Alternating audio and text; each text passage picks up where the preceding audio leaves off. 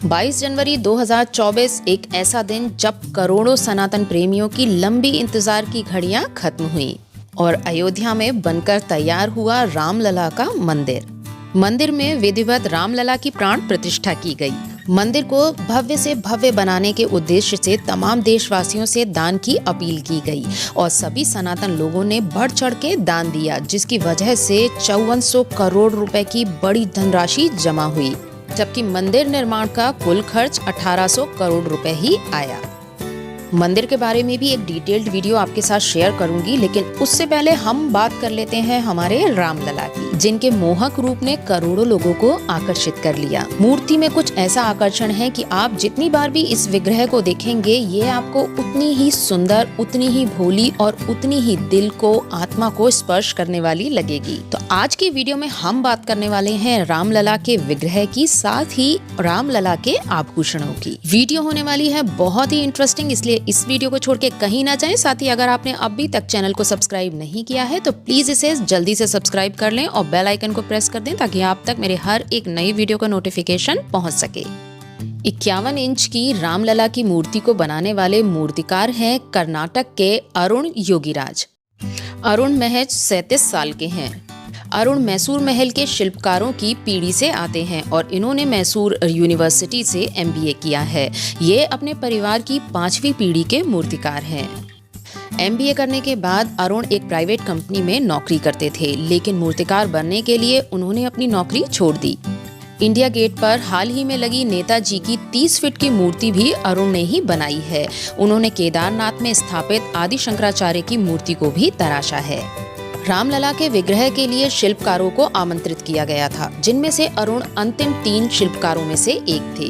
3 शिल्पकारों में से एक राजस्थान से थे, जबकि 2 कर्नाटक से थे। तीनों शिल्पकारों में से रामलला ने अरुण के हाथों को चुना।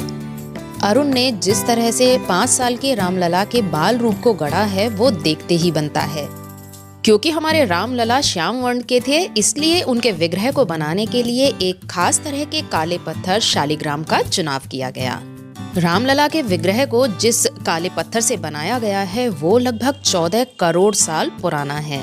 और क्योंकि शालिग्राम को भगवान विष्णु का रूप माना जाता है, इसलिए इस विग्रह को बनाने के लिए शालिग्राम पत्थर का इस्तेमाल किया गया। इस विग्रह को तैयार करने के लिए अरुण को लगभग 6 महीने का समय लगा। मूर्ति को गढ़ने में अरुण इतने फोकस थे कि उन्हें 15 दिनों तक अपने परिवार और बच्चों से बात करने का समय ही नहीं मिला। मूर्ति गढ़ते समय एक बार एक पत्थर का टुकड़ा उनकी आंख में चला गया था, जिससे उनकी आंख घायल हो गई थी। भगवान राम को अजानु बाहु कहते हैं, यानी जिनके हाथ घुटनों तक लंबे हों। रामलला के विग्रह में हालांकि रामलला के हाथ मुड़े हुए हैं, लेकिन उनको इस तरह से बनाया गया है कि अगर उन्हें खोला जाए तो उनकी लंबाई रामलला के घुटनों तक जाएगी। अरुण की दिन रात की मेहनत और प्रेम का नतीजा है हम सब के रामलला का मोहक विग्रह। अब रामलला के विग्रह के बाद में बात कर लेते हैं रामलला के आभूषणों की। सिर से लेके पैरों तक हमारे रामलला सजे हुए हैं सुंदर सोने के गहनों से, और सोने के अलावा इन गहनों में महंगे रत्नों के साथ में हीरों का इस्तेमाल किया गया है। और इन गहनों को तैयार किया है लखनऊ के द हरसायमल श्यामलाल ज्वेलर्स ने। प्रयोग किए गए सारे आभूषण IGI यानी इंटरनेशनल जेमोलॉजिकल इंस्टीट्यूट द्वारा सर्टिफाइड हैं। रामलला के मुकुट को 1700 ग्राम सोने से बनाया गया है और मुकुट के पीछे की ओर बने हुए प्रभा मंडल को बनाने के लिए 22 कैरेट गोल्ड का इस्तेमाल किया गया, जिसका वजन है 500 ग्राम। मुकुट में 75 कैरेट डायमंड और लगभग 135 कैरेट जाम्बियन एमरल्ड यानी पन्ना लगे हैं, और इसी के साथ में इसमें लगे हैं 262 कैरेट रूबी। ज्वेलर्स का कहना है कि मुकुट को बनाते समय इस बात का ध्यान रखा गया कि इसे 5 साल के बालक के लिए बनाया जा रहा है। साथ ही मुकुट बनाने के लिए उन्होंने धार्मिक पुस्तकों और टीवी शो रामायण से इसकी प्रेरणा ली।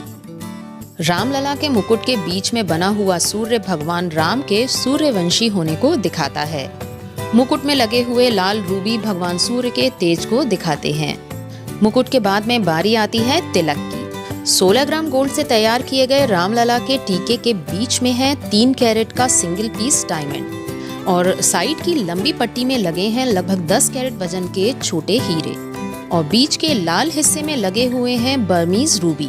बारी आती है कौस्तुभ मणि की। बड़े से माणिक और ढेर सारे हीरों से तैयार ये हार भगवान विष्णु के सभी अवतारों को पहनाई गई कौस्तुभ मणि को दिखाता है।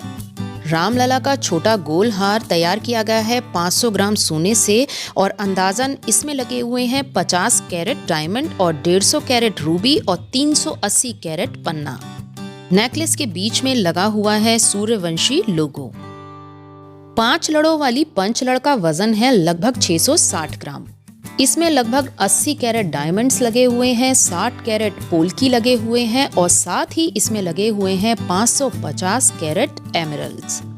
रामलला की विजय माला को 22 कैरेट गोल्ड से बनाया गया है, जिसका वजन है 2 किलो। इसके अंदर हिंदू धर्म के 5 पवित्र फूलों को भी डिजाइन किया गया है। हार में बने हुए चक्र और शंख पवित्रता और समय की गतिशीलता को दिखाते हैं और भगवान राम की विजय का प्रतीक हैं।